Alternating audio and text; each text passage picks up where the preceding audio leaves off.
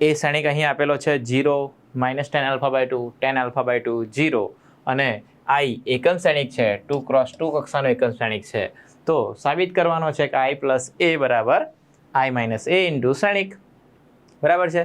તો અહીં ડાબી બાજુનું પદ આપેલું છે i પ્લસ એ, તો i એટલે એકમ શ્રેણિક, 2x2 કક્ષાનો એકમ શ્રેણિક 1 0 0 1 હોય, જ્યારે એ શ્રેણિક અહીં દર્શાવેલો છે 0 minus ten alpha by two, ten alpha by two 0.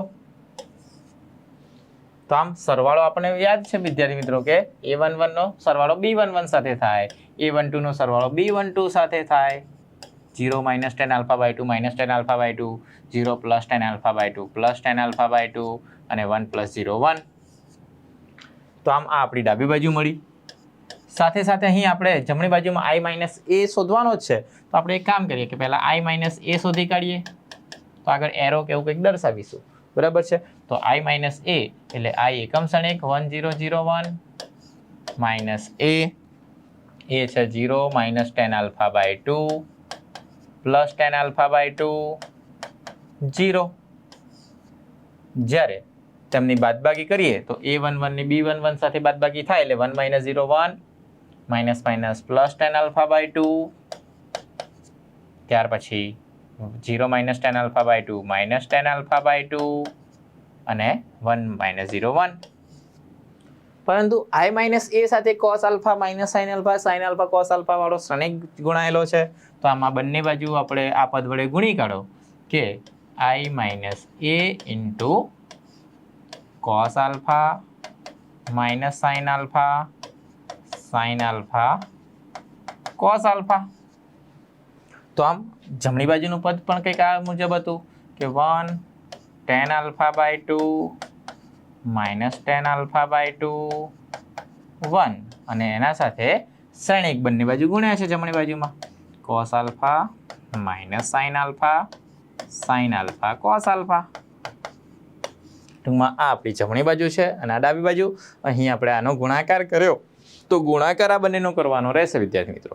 તો આ ગુણાકાર આપણે નેક્સ્ટમાં જોઈએ. નેક્સ્ટ સ્લાઇડમાં એકવાર નોંધી રાખશો કે આ આપણું સમીકરણ 1 છે અને આનો આપણે ગુણાકાર મેળવીશું. તો જમણી બાજુ જે આપેલું છે તેના બરાબર લઈશું. બરાબર છે. તો જમણી બાજુનું પદ, જમણી બાજુ જે આપણે i માઇનસ એ ઇન્ટુ શ્રેણિક છે cos alpha minus sine alpha cos alpha. તો આમ બંનેનો ગુણાકાર કરવો હોય તો i માઇનસ એ આપણે મેળવ્યો તો 1 plus ten alpha by two minus ten alpha by two 1, અને આ શ્રેણિક જે cos alpha minus sine alpha cos alpha છે. તો આમ બંને શ્રેણિકોનો ગુણાકાર વિદ્યાર્થી મિત્રો તમને આવડે છે ને કે ગુણાકાર કરવો હોય તો કઈ રીતે થશે. તો અહીં પહેલી હાર પહેલો સ્તંભ cos alpha plus sine alpha into ten alpha by two. તે રીતે પહેલી હાર બીજો સ્તંભ લઈએ તો minus sine alpha plus cos alpha into ten alpha by two. તે રીતે બીજી હાર પહેલો સ્તંભ માટે minus cos alpha into ten alpha by two. તે રીતે બીજી હાર પ્લસ સાઇન આલ્ફા. ત્યાર પછી બીજી હાર બીજો સ્તંભ તો minus plus sine alpha into ten alpha by two વત્તા કોસ આલ્ફા. રાઈટ. તો આ પ્રમાણે ગુણાકાર થયો. આટલે સુધી તો દરેક વિદ્યાર્થી મિત્રોને આવડે છે, સરવાળા પણ આવડે છે, ગુણાકાર પણ જોઈ લીધું. પરંતુ અહીંથી આગળનું સ્ટેપ શું કરવું? તો આપણે એ તો જાણીએ છીએ વિદ્યાર્થી મિત્રો કે ભાઈ ટેન આલ્ફા એટલે સાઇન બાય કોસ. બરાબર. ટેન એટલે કે સાઇન ભાગ્યા કોસ. તો ટેન આલ્ફા બાય ટુ ને સાઇન આલ્ફા બાય ટુ ભાગ્યા કોસ આલ્ફા બાય ટુ કરીને કોસ આલ્ફા બાય ટુ લસા ના લઈ શકીએ. તો દરેકના છેદમાં જો આમાં કોસ આલ્ફા બાય ટુ છેદમાં વધશે, આમાં પણ વધશે, આમાં પણ અને આમાં પણ. તો દરેકના છેદમાંથી કોસ આલ્ફા બાય ટુ આપણે કોમન કાઢી લઈએ. તો આમ સાઇન બાય કોસ હોવાથી કોસ લસા લઈએ તો કોસ આલ્ફા બાય ટુ વત્તા સાઇન આલ્ફા, અને ટેન એટલે સાઇન આલ્ફા બાય ટુ ભાગ્યા કોસ આલ્ફા બાય ટુ. તો cos આલ્ફા બાય 2 કોમન કાઢી લીધા. તેવી રીતે અહીં પદ જે લેશો તો આ પદ ને આ પદ સરખા જ છે ને, તો બંને પદ સમાન જ આવશે. અહીં જે આવે એ જ પદ અહીં આવે, બરાબર છે. તો પછી આ પદ શું હશે? તો અહીં આ પદ માટે સાઇન બાય કોસ કરો. આ પદમાં બંનેમાં શું ચેન્જીસ છે જોઈ લો કે આ પ્લસ સાઇન આલ્ફા છે, આ માઇનસ છે ને આ પ્લસ છે, એટલે આ બંને વિરોધી છે એકબીજાના, હે ને? યસ, તો વિરોધી પદો છે ધ્યાન રાખીશું.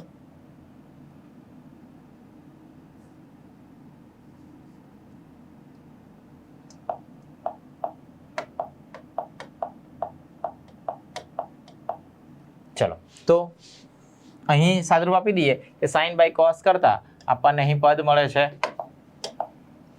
cos alpha minus cos alpha by 2 minus cos alpha into sine alpha by 2 વત્તા sine alpha into cos alpha by 2. જ્યારે અહીં એનું વિરોધી વાળું પદ મૂકીશું એટલે પ્લસ હોય તો માઇનસ ને માઇનસ હોય તો પ્લસ, તો આ મુજબનો શ્રેણિક મળે. તો cos આલ્ફા cos બીટા વત્તા sin આલ્ફા sin બીટાનું જે સૂત્ર છે વિદ્યાર્થી મિત્રો, જે છે cos આલ્ફા માઇનસ બીટા, તો આલ્ફામાંથી આલ્ફા બાય 2 જાય એટલે cos આલ્ફા બાય 2, અને આનું આ જ પદ a22 માં પણ મળે કેમ કે બંને સમાન છે, હે ને? અહીં પણ જોઈ શકાય બંને સમાન છે, તો અહીં સમાન જ કિંમત આવે. ત્યાર પછી sin alpha cos beta cos alpha sin beta મુજબ sin આલ્ફા માઇનસ બીટા જુઓ તો આલ્ફા માઇનસ આલ્ફા બાય 2 એટલે આલ્ફા બાય 2, તો આનું વિરોધી પદ અહીં માઇનસમાં મળે, minus sine alpha by 2.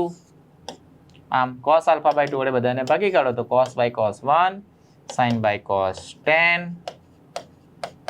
sin by cos 10 alpha by 2 અને cos alpha by 2 upon cos alpha by 2 1.